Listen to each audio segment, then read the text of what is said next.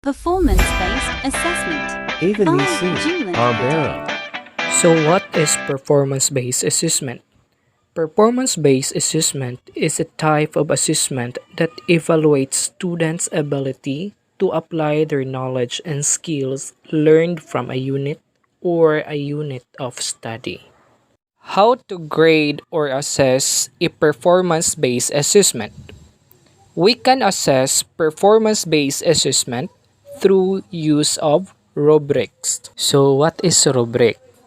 Rubric is a scoring guide used to evaluate performance, a product, or a project.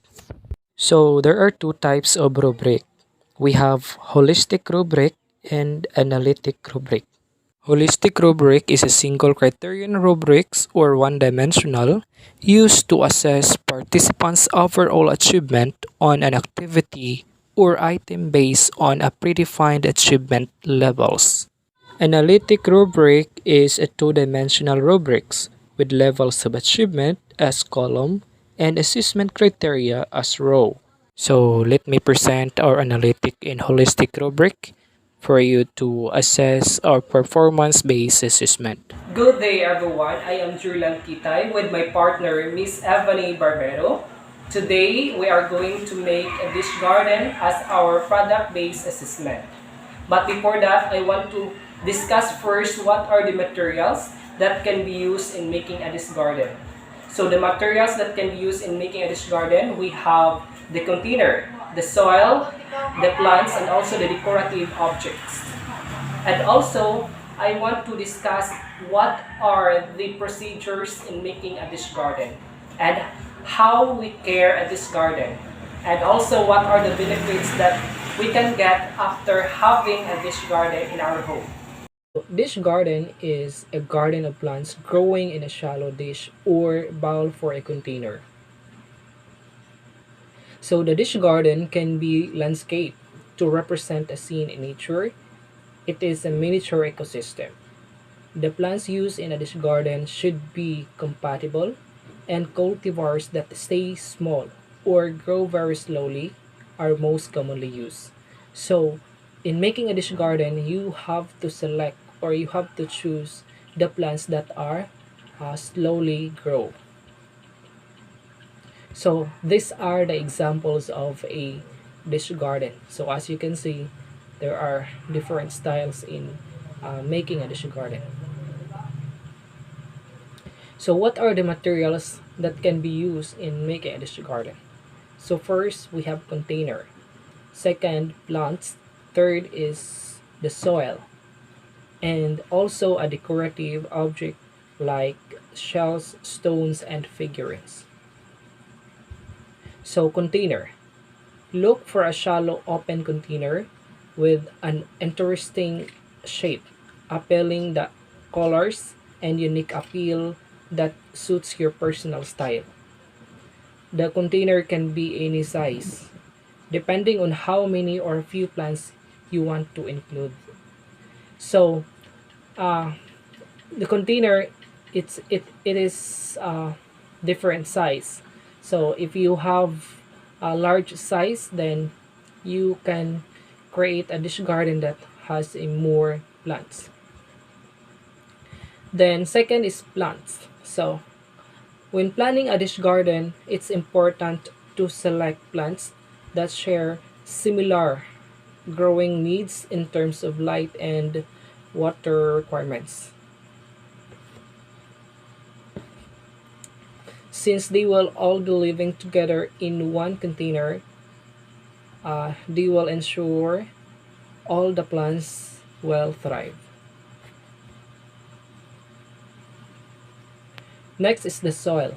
So your soil mix must vary based on the plants that you will tend in each mini garden. So vermicompost serves as a natural fertilizer for the soil, therefore must be part of the soil mix too. So also a soil in a dish garden has a purpose. So you have to consider what plants you are going to include or you are going to put it into your dish garden. So you have also to choose what kind of soil you are going to use. So the best example for fertilizer is the vermicompost. So last one is the decorative objects. So miniature figures and ground objects such as bits of wood, rocks, stones, and crystals make appropriate additions to a dish garden. So you have to select shapes, colors, and sizes to create interest and contrast. So in putting a decorative objects or in decorating your dish garden, you have also to consider the sizes of the objects that you wanted to put in there. So designing a dish garden, it is always best to design your dish garden before you plant. So just like when you make a product, of course you have first design it. Then this includes choosing dish garden plants. So you have also to select what kind of plants you are going uh, to plant it into your dish garden. So select 3 or 5 plants in 2 or 3 inch, or that is 5 to 8 centimeter pots that work well together and before you plant. So lay them in the containers so that you can get the most creative arrangement.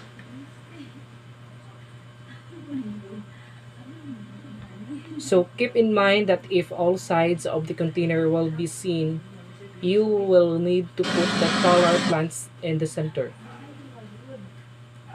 So if the garden will only be seen from the front, be sure to put the taller plants at the back.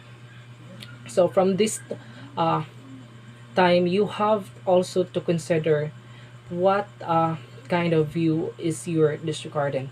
So if your dish garden or dish container should be seen in the all sides, so you have to consider uh, when or where will you put the bigger or the taller plants. Next is choose plants with attractive foliage, texture, and color.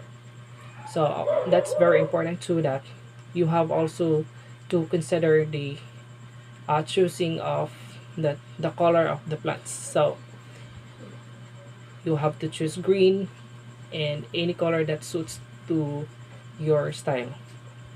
So cacti and succulents are popular dish garden plants, but be sure not to plant them together, as succulents need for more water than cacti. So we have steps to plan your design.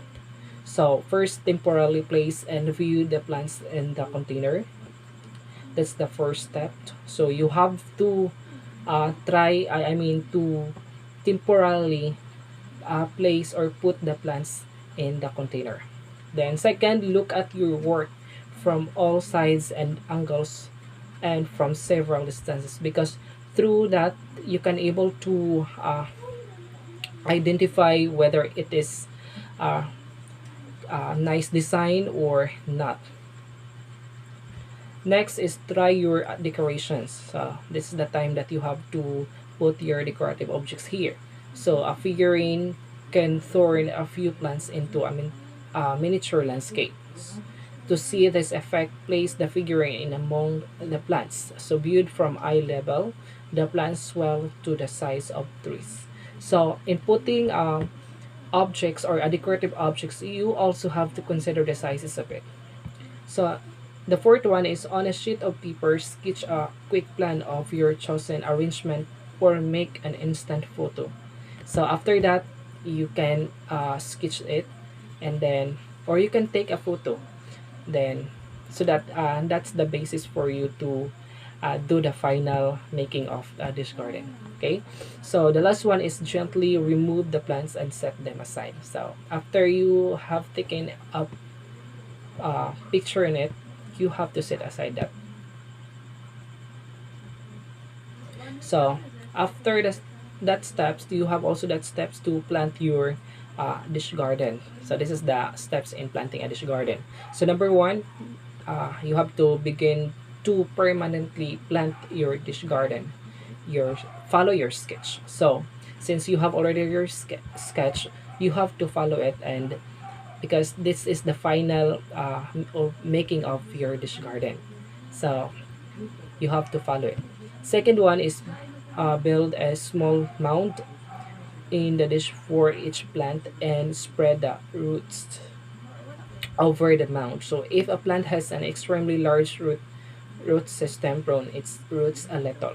So place a little more soil over the roots to hold the plants in a place. So soil is very important. So in order for the plants to grow, you have also to put that uh, enough soil for it.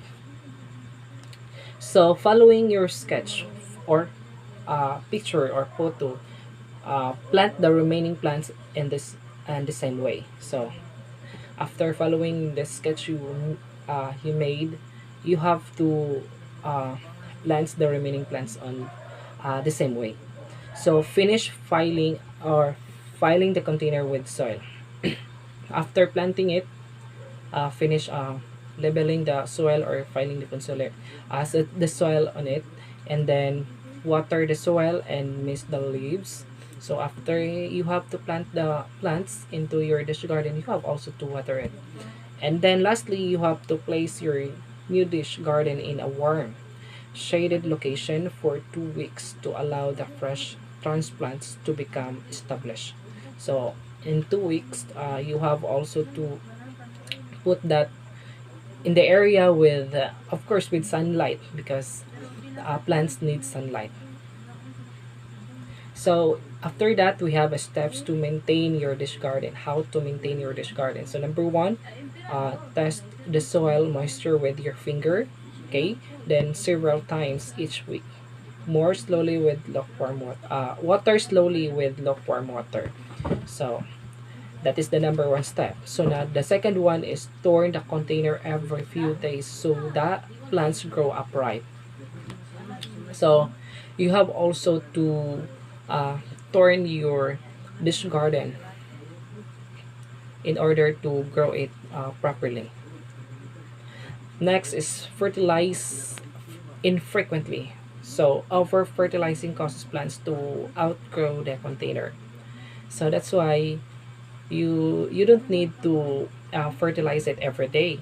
So you have to fertilize it uh, infrequently. So number four is repot when the plants grow too large for the container or after a year or so when the soil nutrients deplete. So of course, if it will grow more, and then you have to repot it again or trim it. Then this garden fit just about anywhere. So you can put that anywhere from the kitchen counter to the mantle and even bathroom vanity. So they're a great way to bring nature indoors, brighten a room, and naturally clean indoor air. So since this garden is good in putting it in the room or indoor, so that will help clean the I mean give the fresh air also, oxygen. So with the right plants, this garden are maintenance free, thriving under any condition. So they help create a healthy home by removing toxins and create a calming influence that helps reduces stress. So this garden helps also to reduce your stress. So start now making your dish garden. So what are the benefits of this? So for the emotional benefits, so not only can plants feel a home, so with a burst of color and give caretakers something to nourish, this garden also evoke a spirit of peacefulness and serenity. So you can feel uh, peaceful, peace in your home if you have that. If you have a dish garden, then the mere presence of plants in our surroundings brings a feeling of refreshment. Of course, when you have a dish garden, you feel refreshed. Then we have also health benefits. So Houseplants such as dish garden can filter our toxins in the environment, leaving your home full of fresh oxygen to promote peace and relaxation. So dish garden can also aid in eliminating airborne pollutants and adding humidity to the air, making it healthier for us to breathe. So if you have a dish garden, it gives you a healthy lifestyle because it gives you a fresh air to breathe. And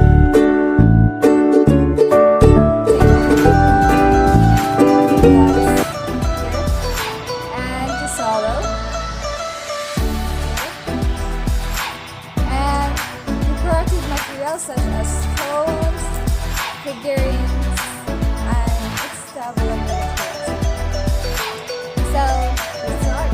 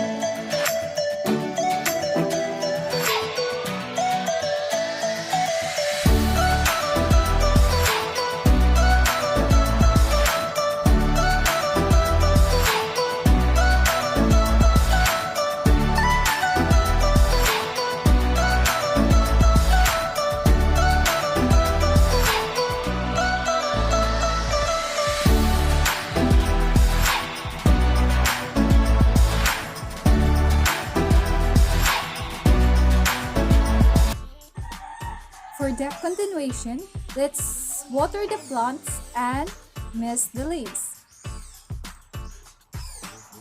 You can use some water dispenser or just simply a kabu in Bisaya.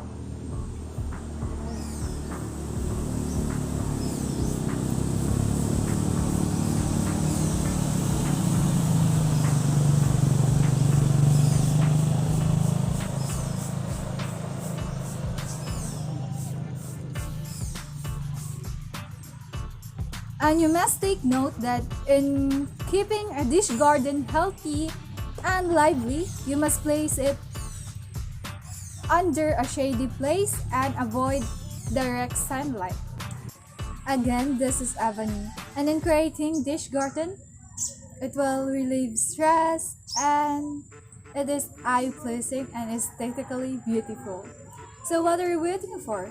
Create your own dish garden to decorate your home. Thank you.